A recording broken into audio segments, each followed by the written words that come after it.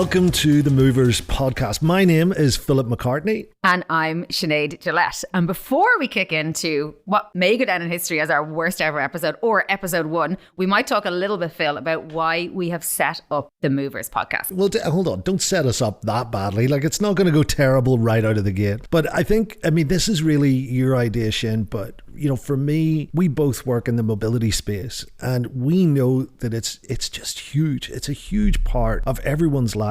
And I think for me, the idea of doing this podcast was to look at like all of those tentacles of mobility, how it breaks into business, how it breaks into day-to-day life, and really bring a bit of life to the mobility sector. That's kind of it for me. Tentacles of mobility. I thought that was poetic. Where did that one come from? My octopus teacher. Okay, right. So we want to talk about the business of transportation and mobility and the technology powering that. But when we started kind of yapping away about this, you can't really talk about the business and making money out of transport and mobility without understanding the experience of moving and being moved or waiting to move and all those themes that are in our lives. And it's pretty much everywhere, isn't it? So the Movers podcast has become in itself a fairly movable feast. Kind of take it anywhere. Whoa. So I get slagged off for tentacles, but you throw in movable feast as just awful. Anyway, so yeah, and we're going to explore all parts, aren't we? We're going to do some interviews. We're going to go down some paths that might not seem like it's anything to do with mobility. We're going to look at the different technologies. We're going to look at the sector from a sort of macroeconomic point of view, all sides of it, right, Shin? Yeah, and just generally share some stories about you and your terrible escapades, maybe. Okay, maybe one. Okay, let's get started. Okay, we will start with a joke. No, Sinead, please. Okay, give it a go. Knock, knock. Who's there? Amazon. Amazon who? It's not a joke. It's a reality. And this is the world that we're living in now. My door gets knocked on or rang more often for a delivery than anybody else in my family, my friend group, or just a regular neighbour calling at the door. That's the reality, and that's what we're going to talk about today. And this is something that you care a lot about, because talking about delivery, okay, I brought the joke into it, but delivery is something that you want to talk about. I want to go on to delivery, but I think I had an Amazon experience this week, and I was thinking that finally we've reached peak Amazon. So my wife would stand up to you in terms of the amount of Amazon deliveries that she gets through the door. She was ordering Amazon the other day from a car park in between getting out of the car. So, you know, her levels are pretty good. But she got to peak Amazon the other day where she opened a package and it was a banana hanger. Now, let me explain to you a banana hanger. Like, my family doesn't eat enough bananas to necessitate a banana hanger. One for every room. It was just a stupid wooden thing that just to hang bananas off. And I looked at her and she looked at me and she went, okay, I think I've finally gone too far. And I went, you have. So she couldn't even remember ordering it, and a bloody banana hanger comes through. So anyway, but it got me thinking, first of all, have we reached peak Amazon? And then have we reached peak delivery? Like in our world, we're dealing with a lot of delivery companies. That's part of our world. That's part of what we see. And I wanted to just explore that, because I think from a mobility point of view, all you see is Amazon trucks on the road now. And I wanted to sort of explore into it and figure some stuff out. So I have some stats.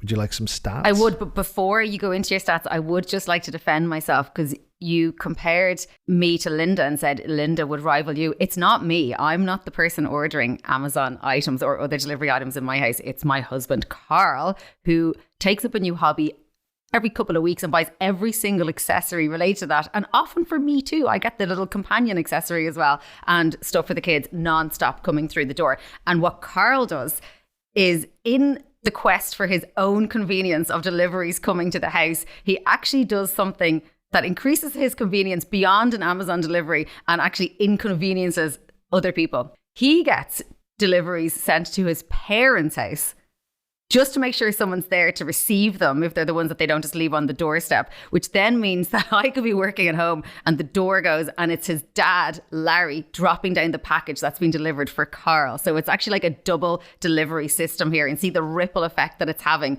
on people's lives.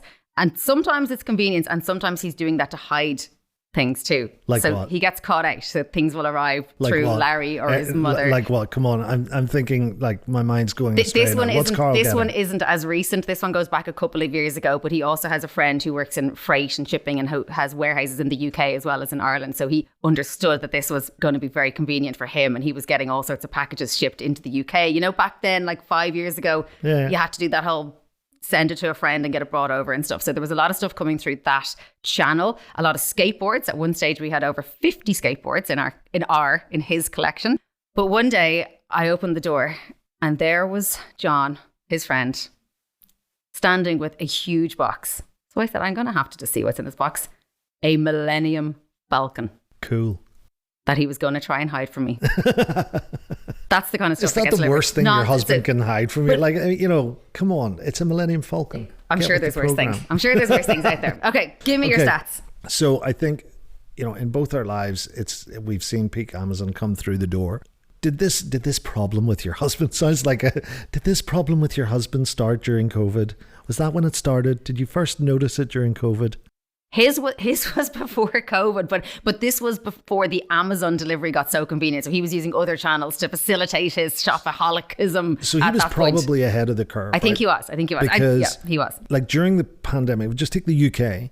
UK received an average of 5 deliveries per month, but post-pandemic that actually dropped by 22%. So the pandemic was obviously peak delivery time, right? Are you talking, when you talk about deliveries, are you talking parcel deliveries? We're not talking food shops and other types of deliveries.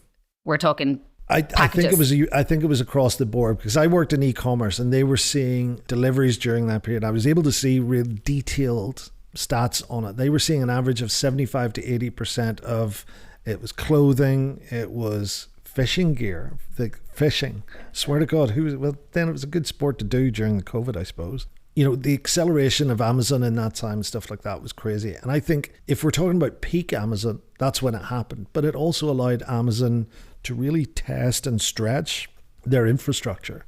Like, there were so many companies that were not ready for that pandemic, but someone like Amazon was. And they were, in a lot of ways, a lifeblood to many, Amazon, DPD, stuff like that. These guys were a lifeblood to it. And I think Amazon as a company now is less reliant on the delivery part. It's got AWS, it's got Amazon Prime, it's in a ton of things. But I think that Amazon has peaked in terms of what it can do on the delivery front. But I think if we start to look at deliveries now, delivery hasn't peaked. So Amazon is that go-to byword for delivery, right? Because it's Amazon trucks everywhere. It's the biggest e-commerce company in the world. It's the second largest company in the world, I think. It's becoming the Hoover to the vacuum cleaner of deliveries. Yes. It's exactly that. People are using it as a verb now. And I mean, here's another stat. They spent 180 billion on shipping and fulfillment in 2023. 180 billion. It's just obscene. They deliver 5.9 billion packages in a year. Just the scale of what Amazon's done to the delivery industry is crazy. So yes, I think you're right. Why do you think it has peaked then? Because I think that people are buying banana hangers and massive Millennium Falcons from it. But do you think it's peaked in terms of the individual household has peaked how much they want to get delivered? Because I think possibly what's coming through the door might be peaking, but the actual way in which Amazon operates has still got, there's still a frontier out there that it's going to conquer. So I did a little bit of looking into this myself, and I read a stat today. I was like swatting on the way up on the train today, like doing my homework at the last minute as always. So by the end of the decade, they expect to deliver 500 million packages by drone. And that's not really happening yet. That's only starting in the UK really this year. So the way we're going to receive the packages is going to change. And the other thing that I read about, which I thought was very cool and very interesting, not just for Amazon, but for other delivery platforms, and particularly for the way we're seeing fulfillment centers everywhere and micro fulfillment centers. So while we have the big ones in place at the moment, I was actually thinking a little bit about the way cities and the city status used to be given based on having a cathedral in your city. And now it might be about having a massive fulfillment center in your would determine whether you're a city or not, but micro fulfillment. So every town is going to have a fulfillment store in it of some kind. And this idea of dark stores, which is stores that you can order from that actually have no customers going in. So a lot of supermarkets now, you're still sending deliveries from there, and they're just going to have dark stores. So they're just for delivery. But anyway, going back to the idea of micro fulfillment centers, drones, the last mile delivery, and how quickly that needs to be delivered and how accessible the actual stock needs to be. AI trends feeding into stock and supply chain for micro fulfillment. For example, not that this is ever going to happen in Dublin and probably not in Belfast where we are today. The weather forecasts a heat wave, and the micro fulfillment centres automatically order in more sun lilo or lilos for the beach and beach towels and sun cream and sun hats. Well, that sort of goes to the larger logistics. Like one of the big changes when I think it was the CEO of Walmart came in and said, why are we using all of these storage facilities? Our storage facilities should be the boats coming from China, from Vietnam, from wherever, Taiwan, wherever these things are made. And it was sort of last mile, kind of thinking last second delivery, right? So they would say, okay, there's a summer coming. Let's order those Lilos. I don't know why you went to Lilos, by the way, but anyway. But I know. Says a lot about your ship. But, those Lilos would be coming over in the ships just ahead of it. But you're right. I think the next thing is more local service. And this kind of goes into the point of, can Amazon be that? Like they've bought grocery chains now, stuff like that now. But can they bring it down to that local level? Or is this going to inspire new delivery companies? How easy is it to get into delivery now? How easy is it to be a fulfillment center that's not Amazon? How easy is it to be a fulfillment center for X and Y and Z? And as you say, micro fulfillment, what does that look like? Yeah, I think it's interesting. Is there a big barrier to getting into it? And that barrier being the access to big data. So for example, if we're going to see AI predicting consumer trends that then feed into the demand on micro fulfillment. The other side of that is that you could also have big marketing feeding the demand by creating the demand in itself through marketing and advertising. So for a small company, is that too big of a gap to try and jump up to that level? If it's going to get smarter and smarter and smarter through the likes of Walmart and Amazon, can a smaller companies still cash in on the delivery side of things? Or what does it take to be a smart delivery platform at a local level these days? Well, so let's take that. So let's look at what the big players are doing at a local level and where that might come from, because the big players are causing big problems for local councils, for local players and stuff like that. Like look at the amount of cardboard in your local waste dump or whatever. It's huge now because everyone's getting the packages through, and it's massive package for a tube of toothpaste. Here in Dublin, we have the recycle bin gets collected fortnightly. But we need that to be weekly, because every time it comes around, we've got cardboard going straight back into the empty bin. Yeah. I don't know what, is it fortnightly here? It's fortnightly here, but also like my garage looks like a cardboard recycling centre. So I actually have to do the dump on top of that. It's just obscene. So you've got these are local councils will be looking at this now and saying, hold on, we've got more vans driving around our roads. These goods are taken away from high streets. So you're ordering clothes online, you're ordering shoes online, you're not going down the high street. So that's closing down stores in the high street. So we're getting less rates, and then we're paying more to facilitate this. And I think, to your point, when you look at micro fulfillment, there has to be a kickback to the local economy. And this is where I think peak Amazon, it does sort of make sense that a behemoth like Amazon can only go so far before the local structures have to kick in to make this all feasible. And it will probably need private-public partnership to make this happen. But I think you're right. There's an evolution coming now to localize this a little bit more. And maybe that's Amazon coming into the local fulfillment center.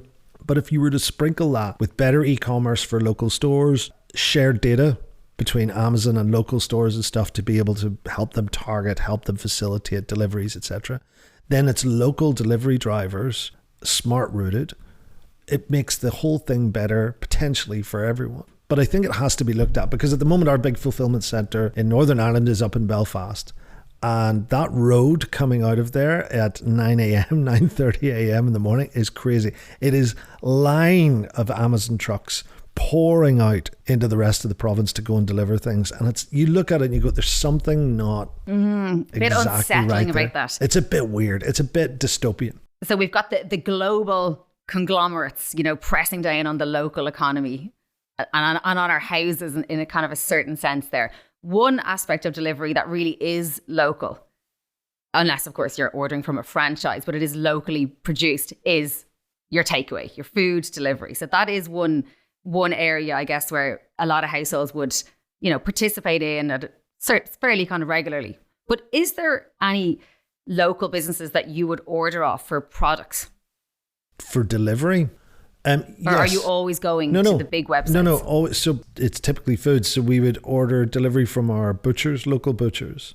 And they're now developing their offering to be web-based, and it's butcher boxes. So it's like, hey, sausages, steaks, da-da-da-da-da. So we'd order that. We have ordered from local companies within a sort of 20, 30 mile radius, but clothes or whatever else. But you're right, the go-to is Amazon. So the issue is the front end to inspire the back end, which I'd look at, which would be the deliveries. The local businesses don't have as much prominence in your face.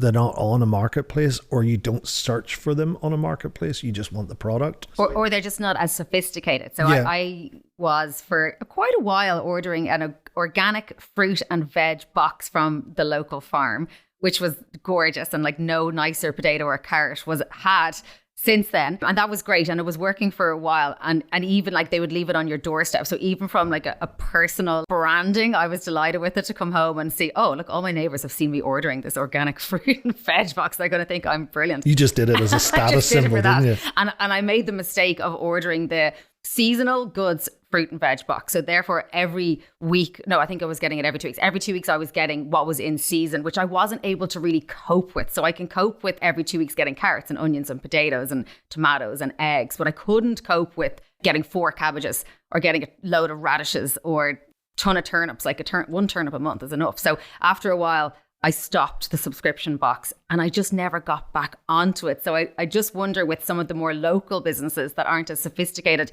do they have the tools that they need to run the subscription to the same world-class customer experience we get from the global providers? And how can they elevate themselves to be able to offer kind of that world-class experience, but at a local level? And to roll that back into deliveries a little bit, because you can go down an e-commerce route, and I've worked in e-commerce and I could riff about that for ages, but to roll that back in deliveries, that means that your delivery infrastructure within a town doesn't have a solid business base, right? So it doesn't know, exactly to your point, are they always going to get those deliveries? Am I always going to get that money? And I think that when you look at, let's call it micro delivery or whatever, local delivery, there needs to be, to your point, a predictable structure of business for a local delivery structure to work in towns. In cities, it's different. In cities, you can get away with it. In London, there will always be enough business. In New York and stuff like that.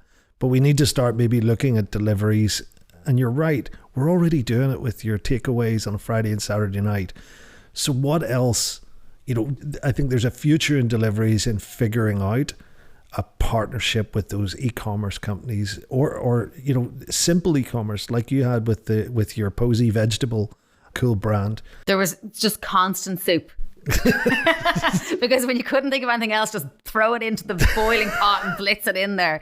You're such the housewife, aren't you? Such the housewife. Chuck that in there. I am absolutely the housewife. Now, let me ask you this question, okay? 'Cause this is one that kind of, I wouldn't say daily, but every now and then this one weighs on me. And I did, for a period a few years ago, work for a startup tech company in sustainability and sustainability related to ordering your food shop online. Okay. So we did a lot of research into consumer behavior and what motivates a consumer when they're ordering online, and can we help to traffic like that or flag that in any way? So obviously cost was a big component of that.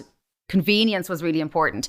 And then we were kind of asking the question, does sustainability, environmental concerns come into play now or ever? Will that ever become a factor when someone's, shopping online, that there's some kind of indicator of how sustainable this purchase is, including the delivery that's being used for it to get to your doorstep? And do you feel like that will ever come into play?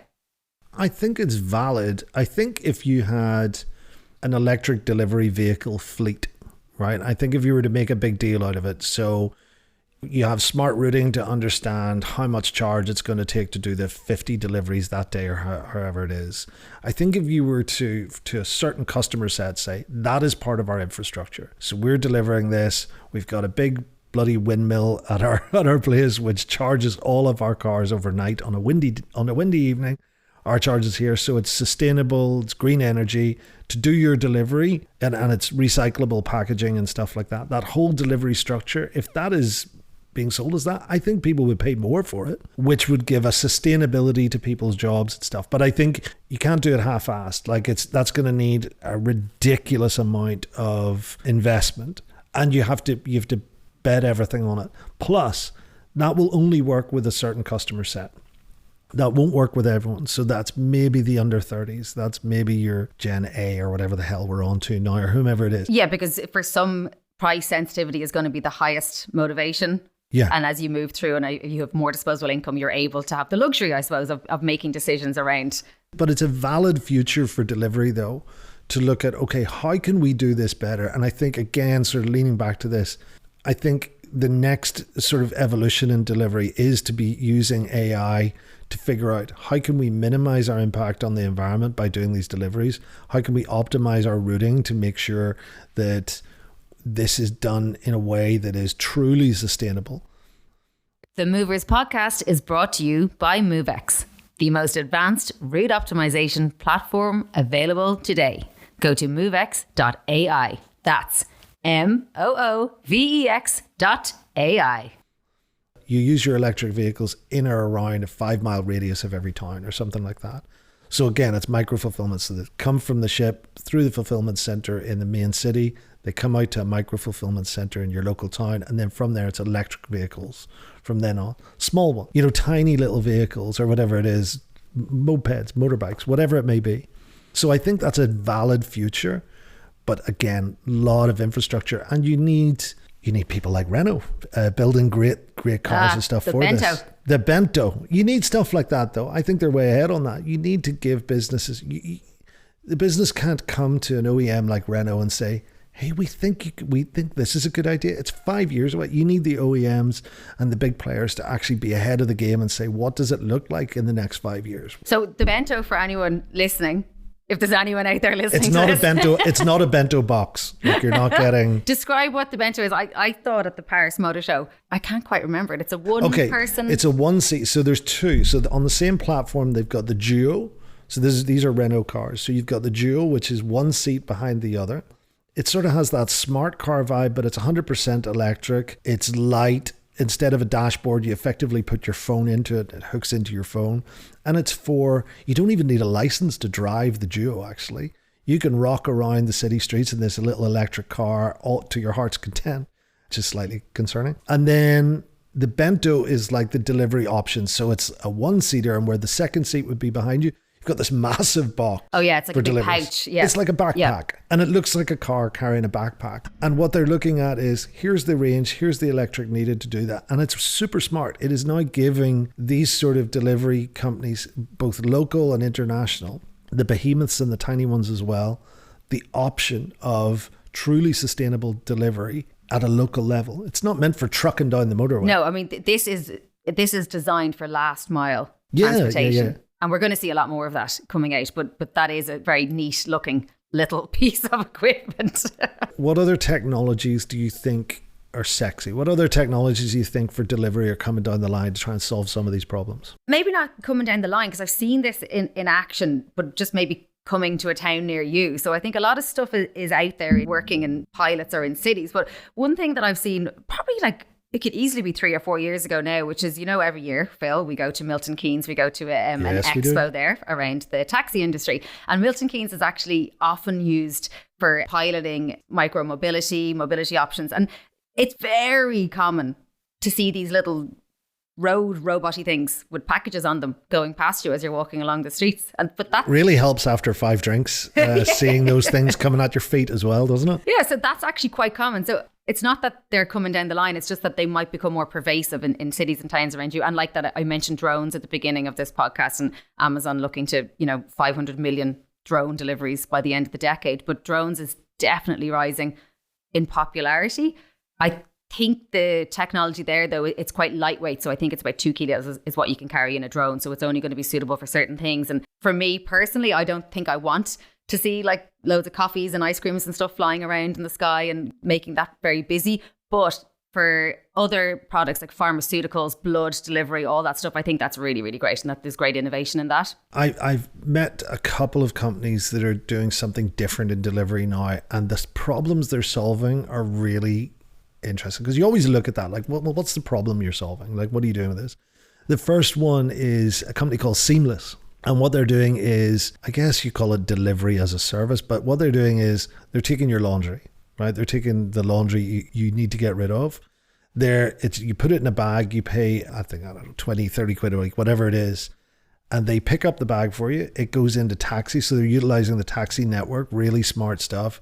The taxi driver gets 10, 12 bags into their car, and each trip's netting them what they'd be earning normally, and then they're dropping it off at a laundrette or washing, ironing, whatever you want done depending on your subscription, and then dropping it back at a convenient time for you. It's utilizing dead hours for the taxi driver where they're usually just sitting on a rank, and it's solving a genuine problem, especially for the right customer set. There is a customer set out there, young, 23, 24, and they're working 14 hours a day. They couldn't be arsed with doing laundry all the time. And all of a sudden, here's a simple thing that doesn't take out of their way, and it's delivery right at the core of it.